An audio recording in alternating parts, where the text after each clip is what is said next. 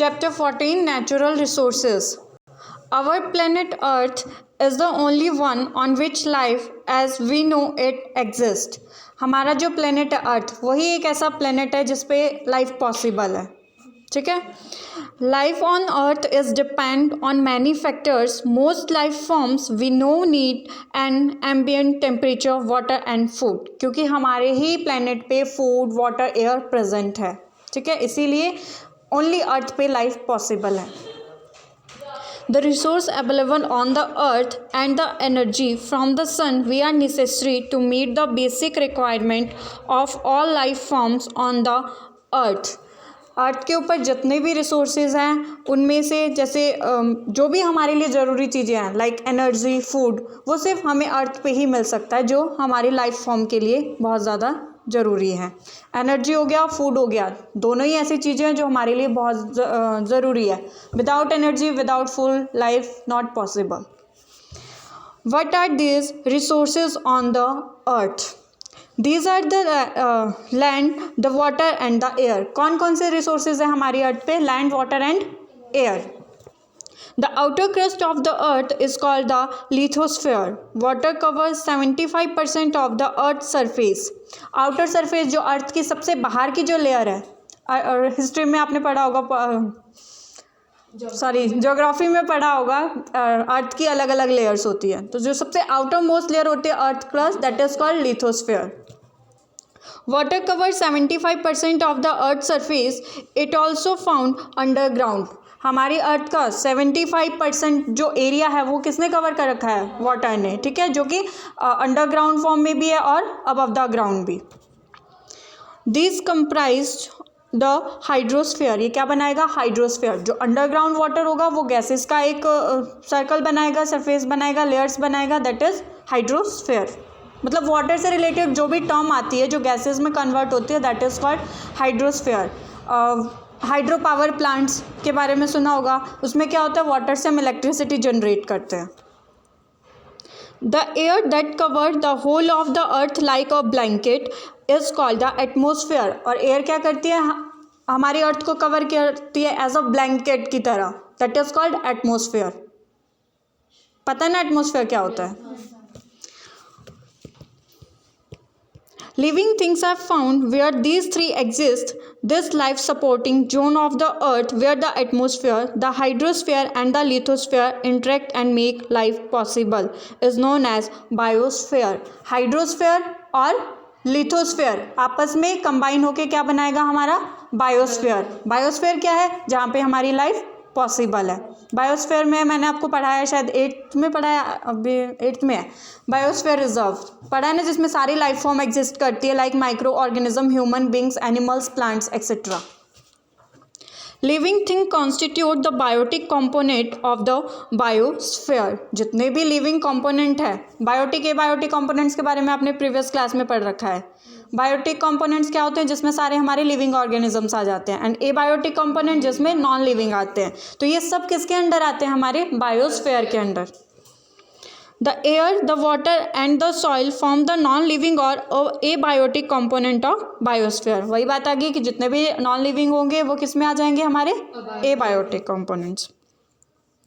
Let us study these abiotic components in detail in order to understand their role in sustaining life on earth.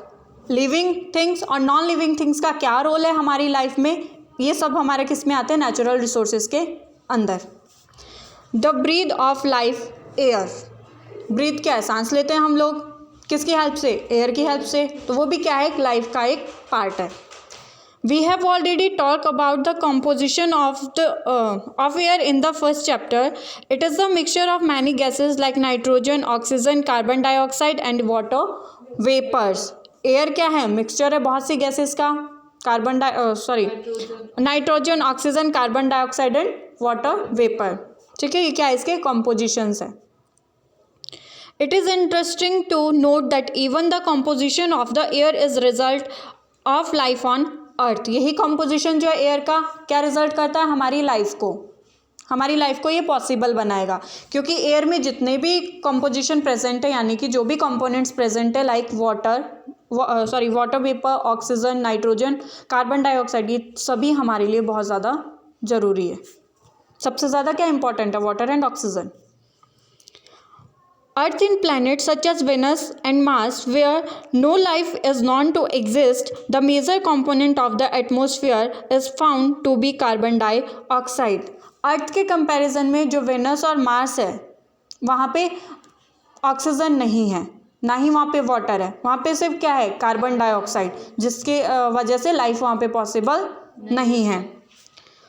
In fact carbon dioxide constitute up 95 to 97% of the atmosphere on Venus and Mars, जिसकी वजह से जो carbon dioxide है उसने Venus का 95 to 97% area cover कर रखा है। Eukaryotic cells and many prokaryotic cells discussed in chapter 5 need oxygen to break down glucose molecule and get energy from their activity.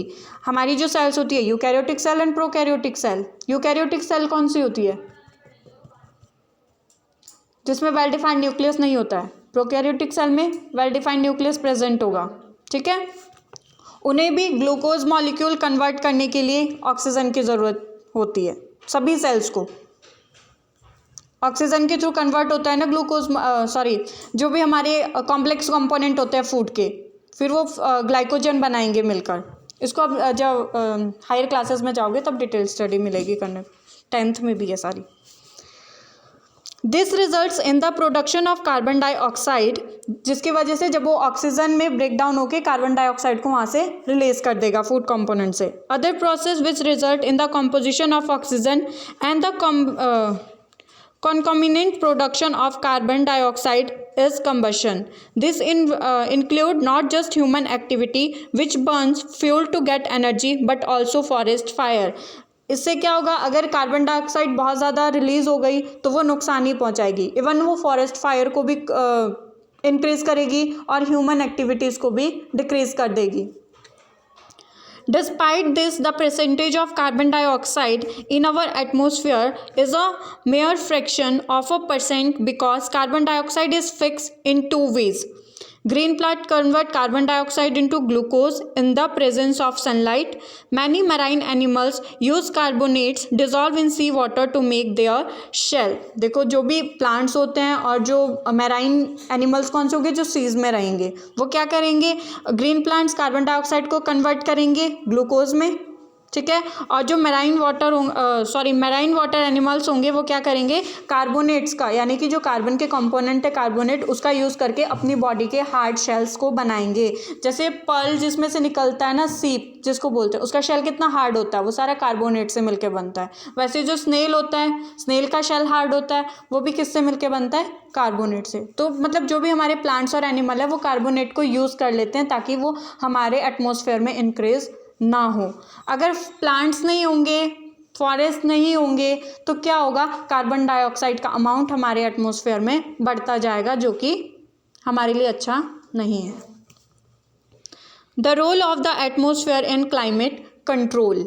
Atmosphere का क्या रोल है क्लाइमेट को कंट्रोल करने के लिए, क्लाइमेटिक कंडीशन को मेंटेन करने के लिए, उसको लेवल में रखने के लिए। We have talked of the atmosphere covering the earth like a blanket.